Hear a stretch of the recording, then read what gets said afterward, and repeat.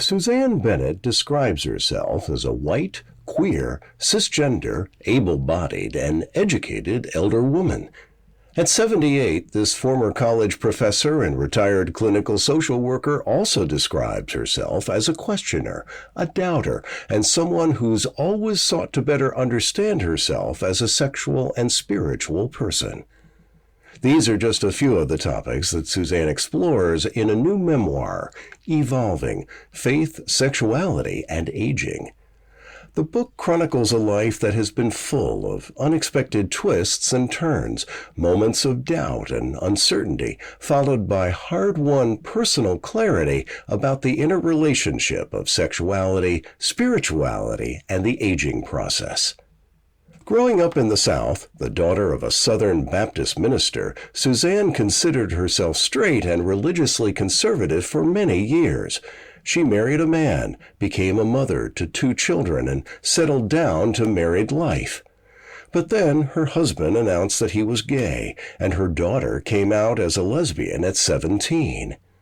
All this rocked Susanne's world and prompted her to ask a lot of questions, to become curious about herself and her faith, and to embark on a path of learning and self-discovery that changed her life forever. Today, Susanne is happily married to her wife, Kay, and lives in Brewster, Massachusetts. She's also a grandmother with 3 grandkids who identify as trans or non-binary. In this thoughtful interview with PFLAG Cape Cod's Rick Kuntz, Susanne opens up about faith, family, her unique life journey, and her fluid sexuality. People's sexuality cannot be easily categorized or put into small boxes, she says.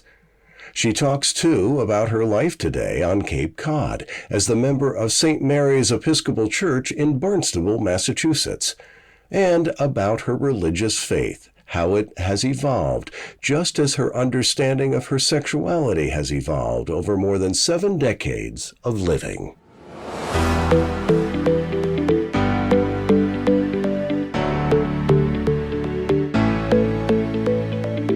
Susanne Bennett, welcome to Profiles in LGBTQ plus Courage. It's a pleasure to have you here today. And I'm delighted to be here with you. I'm excited to talk to you about your memoir, which is entitled Evolving: Faith, Sexuality, and Aging. And just so our listeners have a sense of what the book is about, it's a story that really weaves a thread of experience, talking about your sexuality, your spirituality, and the aging process. So share with us, if you would, why you wrote this book and what your intentions were in doing so. Well, actually, this book in its concept began, several years ago when my daughter gave me one of those apps where it's called Storyworth, where she would send me questions each week that I had to answer about my life because she wanted to know more about early childhood and so on. And when I finished that whole thing, I realized how much I loved writing, how much I loved reminiscing about the past, and thought, I should turn this into a book.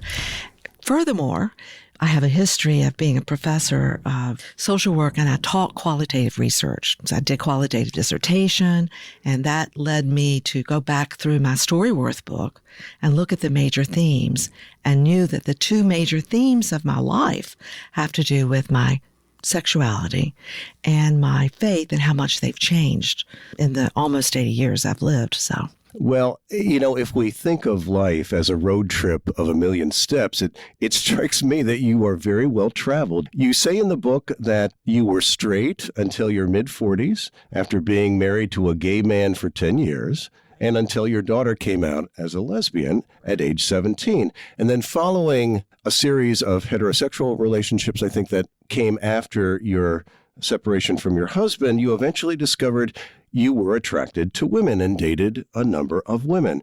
And now, at this esteemed age, you're a retired university professor and a resident of Brewster. Let's talk about the wide sweep and story arc of your life, because you have been many things and are many things. I have been many things, and it's evolved over 78 years now. And I feel as though there's a theme, though, that it all runs together. I feel as though, even though I've changed a lot, I've been true to who I am all along.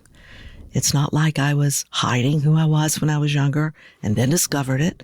And it's not like I was, trying to keep the walls up because of the era in which I lived or was raised. But I really, truly changed internally, always trying to be true to who I felt I was inside. So we should say that when the book starts, you talk about having grown up in a rather conservative fundamentalist religious tradition. You married your husband. You were happily married, it seems to me, certainly at the get-go. And take it from there. What was the sequence of things that happened sort of in a concise sequence of events that led from then to now?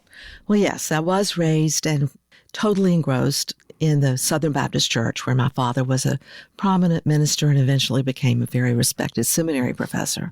I was married for 10 years, and 2 years into my marriage, when my husband and I had moved to Baltimore, he came out to me saying he thinks he might be gay. And I was totally shocked, had no idea what that meant. I'd never heard of homosexuality. We had gotten married pre-Stonewall. I'd never heard of homosexuality until I read Stigma by Irving Goffman in my sociology class in college. And we decided that we would continue to stay married. We never questioned the possibility of getting a separation. So for 7 more years after he came out to me, we stayed married and had 2 children. And then eventually it became apparent that we really needed to go our separate ways. By then, it was the end of the beginning. It was in the 70s, and the gay liberation movement was all over the place and was really erupting and causing my ex-husband to feel like he needed to be living that kind of life. So we separated. So your marriage ended and you continued to date men for a time, is that right? Oh, yeah. Okay. I dated men for another 10 years. Okay. Not very successfully, but yeah. I was never in a relationship that lasted more than a year. And the more I dated, the more I lost interest in men, but I wasn't interested in women. I just had lots of women friends. So it wasn't until my daughter came out when she was 17 that I was really shocked and very troubled by her coming out, as was my ex-husband. We both were worried about her living a life of stigma and being on the margins, and wondered how it would be for her. But in my true form, I delved into lots and lots of reading and education, went to Lambda Rising bookstore and got all the books I could get I remember it well. Got all the books I could find about parents of gay kids and spouses who were married to gay spouses and so on. And gradually I started to feel like, well, what I had believed was wrong and homophobic. And I changed my views. And then one summer, about a half a year after Elizabeth came out to me, I went to Northampton, to Smith College, where I wanted to take a continuing education course. And it was on homosexuality and heterosexuality in women. And while I was there taking that class, there were half the women in the class were lesbian. The rest of us were straight and trying to figure out what the world was like. And I became infatuated with someone in that class and eventually had a 2-year relationship with her. So something happened. A switch was turned on. Talk about that. What was different from having been married to a man? You met this woman, you became infatuated. Talk a little bit about how that was a new experience and what was unique about it. Well, I think the thing that was obviously different is that I could talk with her like I could talk to any of my straight women friends. I always have had really intimate relationships with women and emotionally intimate relationships with women. What was different is that this was someone with an emotional relationship who also I could be sexual with if I chose to. And I decided I would experiment and see what it was like. Since Elizabeth had come out, I thought, well, let me see what this is like. And anyway, there you go. The rest is history. So I'd like to ask you to read a passage from your book now, and then let's have a conversation about it. So it's on page 132. And if we can go to that page, and starting with the final paragraph on that page and reading up until the end of the first paragraph on page 133. And then let's talk about it. Okay. I do not believe that sexuality is solely determined by genetics, nor do I believe it is exclusively a conscious choice. Instead, a person's sexuality and gender are shaped by many factors, including genetics and hormones, culture and society, religious background, family dynamics, and interpersonal relationships. Sexual orientation and gender also exist on a spectrum, and they can be fluid and non-binary, particularly for women who fall somewhere in the middle of the spectrum.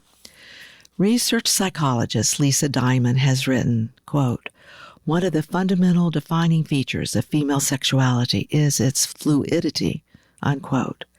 I now know that I am someone who falls in the middle range of the sexual orientation spectrum, and that my sexuality is fluid. Thank you for that. And so I want to raise one question about this. What do you say to people who believe that orientation is fixed? How would you answer that? And just to play devil's advocate, people say, well, it's not environmental. It is nature, not nurture. What's your response to that? Well, my response to that is that it's much more complicated than that. Yeah. For some people, it is fixed, and for other people, it is not fixed. There are stories of people who have been gay or lesbian their whole lives, and then in middle age, they become straight. They get in a relationship with a straight person, and vice versa. So I don't think that we can say that anything is fixed in life. Yes. It's much more complicated than that. So I'm thinking of some people in the LGBTQ plus community who have worked hard for many years to really change the vocabulary from using the term sexual preference to sexual orientation. So how would you address concerns that they might have? Well, I don't think it's just a question of preference. I think it really is about orientation. Yeah. You change your way of thinking, your way of seeing the world, and that's reorienting the way you view yourself and your sexuality. But I do believe that for some people, not for everybody, but for some people, it is a changeable process. And for women, do you think that fluidity is maybe most apparent? That is what the researchers say. That for a lot of women, for some women, it is more fluid than it is for men. Interesting. And somewhat situational, maybe, or based in part on stage of life, perhaps? It may have to do with stage of life. It may have to do with the context of the time, the environment, your childhood. There are all kinds of things. All kinds of factors. And perhaps sometimes certain dynamics of one's inner being, inner sexuality become activated, and in other cases don't. So I will say I have met quite a few women in my situation who post-menopause become more interested in women than they were with men. So that may have something to do with some of the hormonal changes that we all go through. That's so interesting. And this is based on research. It sounds like it's not research that is that well known, perhaps. So I know the book is not just about sexuality, it's also about aging and spirituality. So as I read your book, I was thinking I very much wanted to ask you the question, do you have a spiritual perspective of why we are sexually attracted to another person? I mean, we all know sexual attraction when we feel it, but how would you define sexual attraction in spiritual terms? Well, I think of spirituality as feeling deeply, deeply intimate and open and connected, whether it's to the world, to individuals. And I think when you feel that kind of deep sexual connection with another person and you're that intimate with another person, that is a spiritual connection because you're deeply intimate in many ways, and that's far different than just having sex with someone. That's also being deeply emotionally connected as well, which to me is a form of spirituality. I recently had the good fortune to interview Gloria and Linda Bailey Davies, who I think you know. I do know that. And I interviewed them for this podcast series recently, and they talked about the fact that one thing that they think makes for a long-term loving and sustainable relationship is the ability for both partners to be vulnerable, Can you talk a little bit about that in your own experience and how that has opened doors for you? Absolutely. I mean, my wife, Kay Hartley, is someone that I feel like I can share anything with, and she does as well. We have similar backgrounds in the sense of growing up in the South, being married to men, having 2 children, 2 of whom are lesbian. But more importantly, we share a spirituality and feel like we can both be deeply open with each other. And it's through that kind of openness and being willing and able to share anything that has pulled us together and kept us together. I know that you're an Episcopalian. Yes. Again, you grow up in a more fundamental. Well, I grew up Southern Baptist. Southern Baptist, and let me just say, when I grew up, it was not as fundamentalist as it is today. Is that right? Oh, wow. yeah, Okay. definitely. Okay, and I'm curious. A lot of LGBTQ plus people are very alienated from denominational religion, Right. and would perhaps like to find a home in a denomination, but feel they won't be accepted, they won't be understood. What thoughts, words of encouragement, or advice would you offer to them? Well, first, I would offer an understanding about why that's the case, particularly if they've grown up in religious backgrounds where they have not only been emotionally abused and discarded or pushed away from their community, but who've been sexually abused by priests or other people in their denomination. I can understand why people feel that way. But I don't think that all churches are this way. All Protestant churches are this way. Certainly the Episcopal Church is probably is the first church that really came out in accepting gay and lesbian priests and church leaders. They're very, very much in favor of openness toward the LGBTQ community. And there are other denominations that are similarly open, such as the UCC people, the Unitarians, Yes. so on. So, Yes. Would you care to talk a little bit about your own church and what it does in this arena? And you actually have a new rector. yes, Yeah. yeah. Kay and I moved to the Cape 10 years ago. We joined St. Mary's Episcopal Church, and we wanted to go there in part because at that point there was a female rector, and we knew Libby and liked her. And when we started going, we discovered that there were several gay couples there. And then Libby left, and after a search committee brought Michael Horvath to us. He's a married gay man who is in his early 50s, and he's been there about a year now. Michael is amazing. He's very open. He's very committed to social justice. He preaches about it. He doesn't back away from it.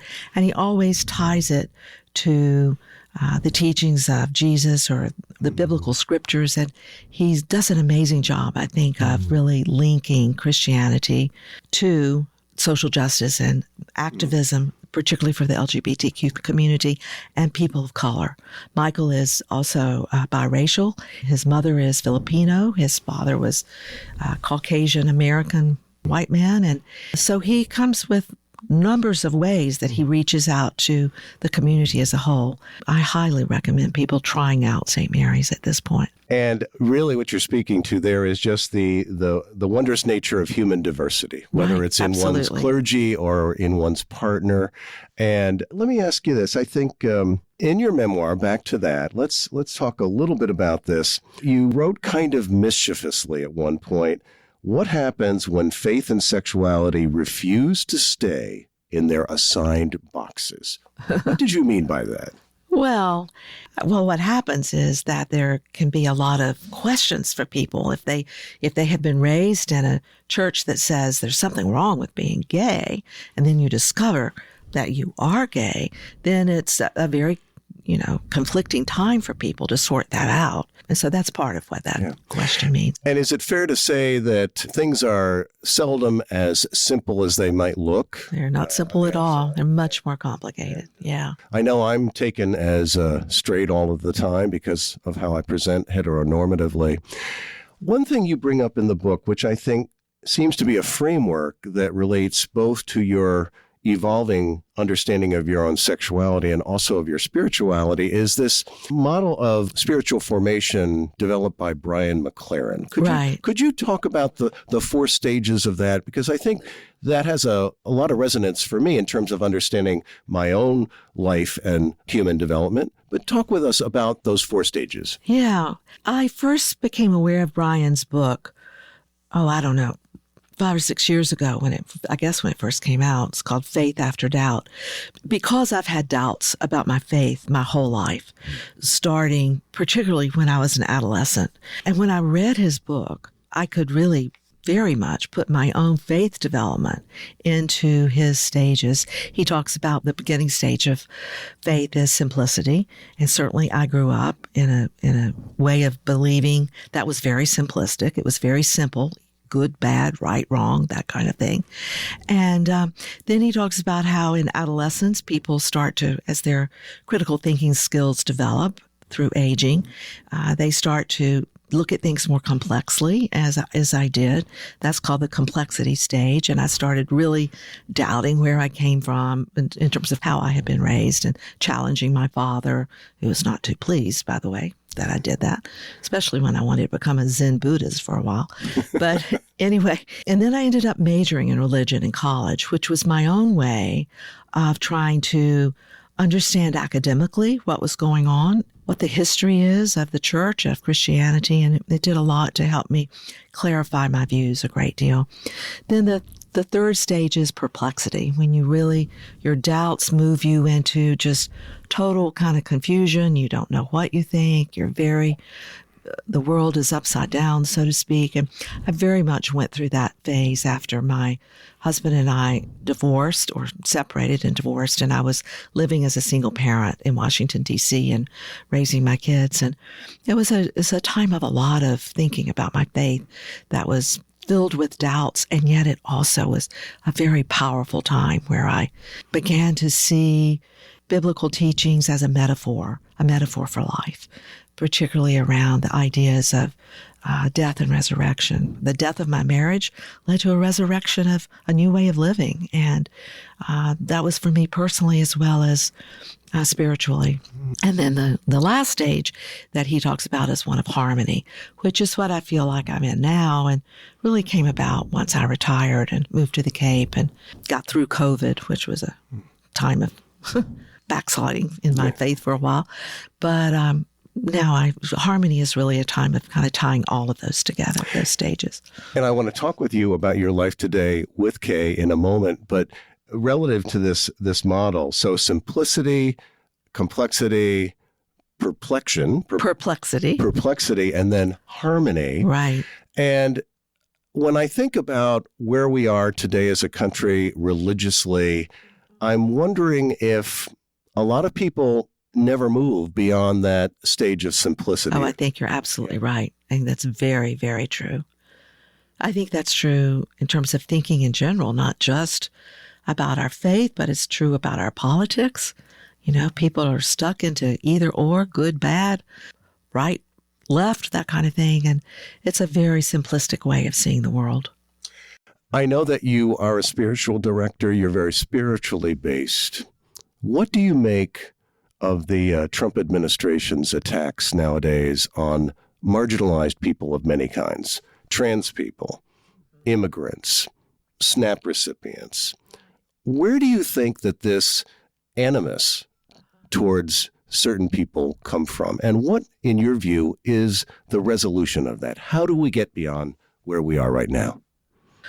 Well, how we get beyond it is certainly very complicated, but I think part of how we get beyond it is recognizing that all of us have some things that are similar, even if we feel like our enemies feel something terribly different than we feel.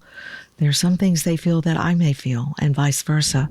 And it's important to look at what we share rather than how different we are all the time. I think why we are in this mess right now is because, frankly, I think our country's built on a lot of racism. And I think this has been going on for so many years, and it's come back up again as a backlash to Obama and more of the changes that took place, 15, 20 years ago.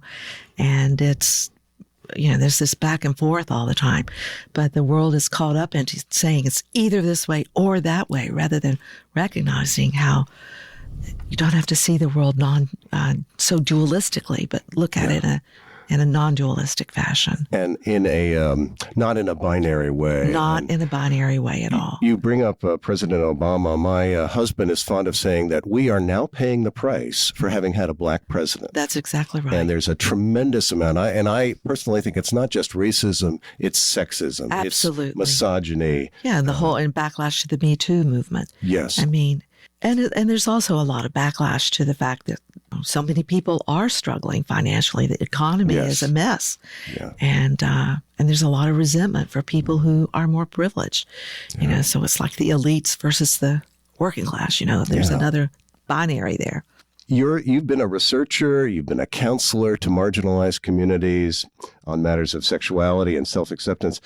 I know, too, that you had some tenure at the Whitman Walker Clinic. I did. In Washington, D.C. And I know that clinic well because we lived in D.C. for many years. What was your experience there? What were you doing? And what did you take from that experience in terms of working with largely a gay male population, I would presume? No, also women. Okay. Yeah. It was a powerful experience. I was there because I was doing my field work, my fellowship for my doctoral program. Smith requires you to have that. And so I was working 2 days a week, pro bono, under supervision, with gay men who, most of the gay male patients I saw at Whitman Walker had AIDS, or they were in recovery or treatment for AIDS. I was there right when the cocktail came into being, so some people were just getting the benefits of that. And then I also worked with lesbian people who were, the clinic had not only medical treatment for gay people, but also mental health treatment. So I was doing mental health work with gays and lesbians too. How did that work inform your perspective on sexuality and spirituality? Well, at that point, I don't know that it so much affected my views about spirituality as much as it did about sexuality, in which I really, really came to see how very much our country has pushed people to the margins and kept them to the margins because they were different and not like everybody else. It was a time it was really an eye-opener for me in ways that I had never seen. I had not really been around gay people at all, other than my ex-husband and the woman that I'd had an affair with. And so it really expanded my vision of what the world is like. Yeah. And I felt very loving toward for all of my clients, actually, and had really much more in-depth conversations and awareness than I'd ever had before. You really, I think, are speaking of the othering that you observed. And this was in the 1980s, was it? No, it was in the 90s. Okay. It was in 96 to 98 when I was at Whitman Walker. Well, let's fast forward to the moment now you're retired here on the Cape with your wife, Kay, and you have an extended family. I know you have a couple of trans grandchildren, right? Can you talk a little bit about your family configuration today? Yeah, Kay and I together have 8 grandchildren. She has 5. I have 3. And hard to believe. Large brood. That's a large brood. And among her 5 adult grandchildren, her youngest one has just graduated from college, so they're now all out of college, and 2 of them are out of graduate school. 2 of her adult grandchildren identify as non-binary, using they, them pronouns, and this has come about, I would say, at least our awareness of it has come about as they were in college and moving into adulthood. They're widely well accepted by their family, our family. And Kay's daughter, Marie, is married to Laura here on the Cape. You know about them. They're very active and involved in the UU Church here on the Cape. And one of their children is non-binary. The other adult child is non-binary. Those parents live in Utah. Now, my 2 children, adult children, my daughter, her oldest child, has identified as non-binary since she could talk. You know, once she started identifying, that's red, that's blue, that's left, that's right, that's up, that's down, that's a girl, that's a boy. She has said, I'm a girl, even though she was born biologically a male. And then her younger sister is cisgendered, is never questioned that she was a girl. Susanne, why do you think that the issue of people's gender identity and sexual orientation, why is this such a hot topic? What, in your view, be it through the lens of spirituality or your own evolving sexuality, why is this such a hot button issue for some people? Well, I think as human beings, we like to put things in boxes so we can identify the world and feel like we understand it. And when that starts to slip around and people start to question that and say, look, you got me in the wrong box, it's very threatening to people. I think people become threatened because it changes their worldview. They become threatened because they get worried that they're going to somehow change and they don't want to change. So I think it's a question of fear. So this book that you've written, and it's a lovely read. I really recommend it. It's called Evolving, Faith, Sexuality, and Aging. Just a couple of additional questions, Susanne. And is there anything I have not asked you about that has come up as we've been talking that you'd like to share with me and with our listeners? Let's see. I guess the main thing that I want to emphasize is that we're always I am always, not we, but I am always kind of looking for my true self. And who am I? Who am I really? And I just really want to emphasize that who we are changes, and there's nothing wrong with that change. What is wrong is when we deny it, and when we don't embrace how we're changing and come to understand ourselves. And I think the more we look deeply within ourselves at who we are and where we've been, then the more we can accept ourselves, and we can accept that from a spiritual standpoint, that there is a spirit, a divine, Holy Spirit, a God that accepts us just as we are. We have to really look at who we are deeply. And that's really how the spirituality part, I think, links in.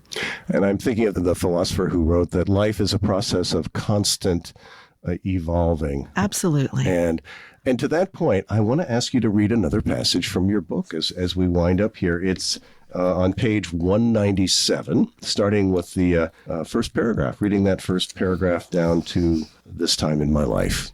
I now know that reminiscing and sharing my stories helped me see the bigger picture and empowered me to write and own the script for my life. This has clarified for me the two foundational themes of my evolving faith and fluid sexuality. The more I contemplate these themes, the more I see the intersection between them, like the two roads meeting at the intersection of my early childhood home. Both my faith and sexuality are dynamic processes, winding roads that, after crisscrossing over the years, have come together at a point of alignment at this time in my life. And let's conclude with the passage on page 186, beginning with the third line in that bottom paragraph. Although I'm white and well-educated, I often feel like a misfit in a country that values and prefers youth and beauty, wealth and success, the male gender and heterosexuality, and heterosexual marriage. Being where I am at this stage of life, I sometimes wonder how I can contribute to society and what my purpose in life is now.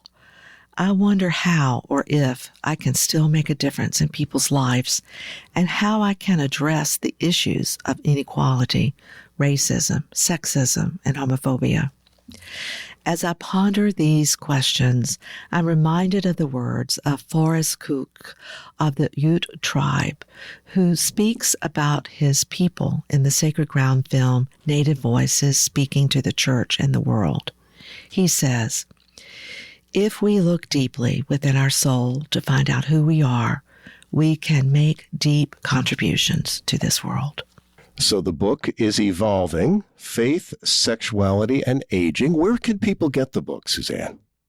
Well, they can get it by looking on my webpage, which is SusanneBennettPhD.com. And there you will get a link to where you can order it It can also be... Can you get it on Amazon? You can get it on Amazon. Okay. All right. And so, Susanne Bennett, thank you for being my guest today on Profiles in LGBTQ plus Courage. Folks, I really recommend this book. It's a very thoughtful and engaging read. Thank you so much for the opportunity to talk to you. Thank you. Thank you for listening to today's interview. Founded in 1973, PFLAG is the first and largest organization for lesbian, gay, bisexual, transgender, and queer people and their parents, families, friends, and allies. We have over 400 chapters and more than 200,000 members and supporters nationwide. Our members come from every generation and live in cities, small towns, and rural areas across the United States. PFLAG is committed to creating a world where diversity is celebrated and all people are respected, valued, and affirmed. For more information about PFLAG, explore the rest of this website or visit PFLAG National at pflag.org.